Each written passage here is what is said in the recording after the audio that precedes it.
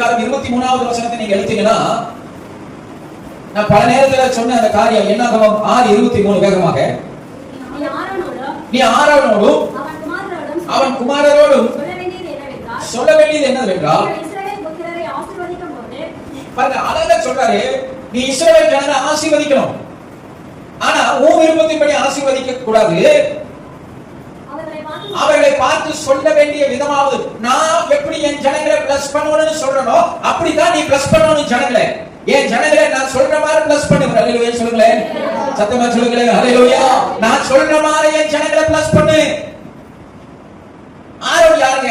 அவர் ஆசாரி ஊழியம் செய்கிறவனா இருந்தாலும் அவரும் ஒரு மனுஷன் தான். அதனாலதான் ஆரோனையும் மோசேயும் ஆண்டவர் பார்த்து சொல்கிறார், நான் சொல்லுகிறபடி என் ஜனங்களை நீ பிளஸ் பண்ணணும். ஒவ்வொரு நேரமும் ஒவ்வொரு விதமா உன் வாயில வந்தபடி எல்லாம் நீ பிளஸ் பண்ணக்கூடாது. நான் உனக்கு ஒரு ரூட் போட்டு தரேன், நான் உனக்கு சொல்லி தரேன், அதுபடி என் ஜனங்களை ஆசீர்வதி அப்படி சொல்றாரு.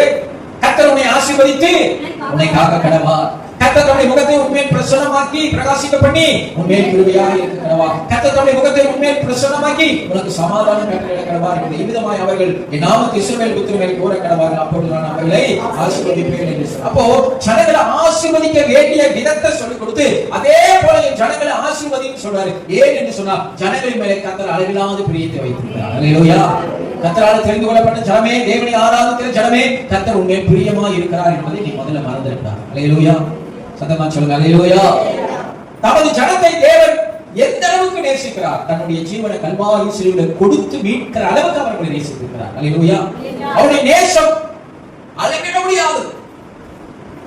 எந்த கடவுள் அல்லது கடவுள் என்று சொல்லப்படுகிறவைகளும் சொல்லப்படாத ஒரே காரியம், தேவன் தம்முடைய ஜீவனை கொடுத்து கல்வாரி சிலுவையிலே பாடுகளையும் அவமானங்களையும் நிந்தைகளையும் ஏற்றுக்கொண்டு தம்முடைய ரத்தத்தை எல்லாம் சிந்தி தம்முடைய ஜீவனை பரிசாக கொடுத்து நம்மை மீட்டெடுக்கிறார் என்று சொன்னால், அவருடைய நேசம், அவருடைய அன்பு எவ்வளவு பெரிய. ஹல்லேலூயா.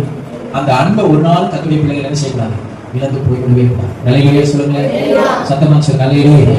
ஹல்லேலூயா. பக்கத்துல இருக்கிற கை பிடிச்சு சொல்லுங்க, என் ஆண்டவர் உங்களை அதிகமாய் நேசிக்கிறார். ஐயா பிரகாஷ் ஐயா நிக்கிறீங்களா? பின்னாடி சொல்லுங்க. ஆமென் சொல்லுங்க. பின்னாடி சொல்லுங்க. நான் சொன்னது, என் ஆண்டவர் உங்களை அதிகமாய் நேசிக்கிறார். ஹல்லேலூயா. உண்மையா சொல்றீங்களா? ஹல்லேலூயா. உண்மைதாங்க சொல்றேன். இந்த உலகத்துல யாரும் அந்த அளவுக்கு உங்களை நேசிக்கவே முடியாது. அவருடைய நேசத்துக்கு, அவருடைய அன்புக்கு, அவருடைய பாசத்துக்கு அப்புறம் தான் எல்லாருடைய பாசமும். பிள்ளைகளுடைய பாசமாக இருந்தாலும் சரி, அது தாய் தகப்பனுடைய பாசமாக இருந்தாலும் சரி, அது கணவன் மனைவி என்று யாருடைய பாசமாக இருந்தாலும் சரி, தேவனுடைய பாசத்துக்கு அப்புறம் தான். ஹல்லேலூயா. அந்த அளவுக்கு நான் வசனம் நிறைய எழுதியிருக்கிறேன். நேரமாச்சு, நான் அடுத்த பாயிண்ட்க்கு போறேன். அந்த அளவுக்கு அளவில்லாமல் நேசிக்கிறார்.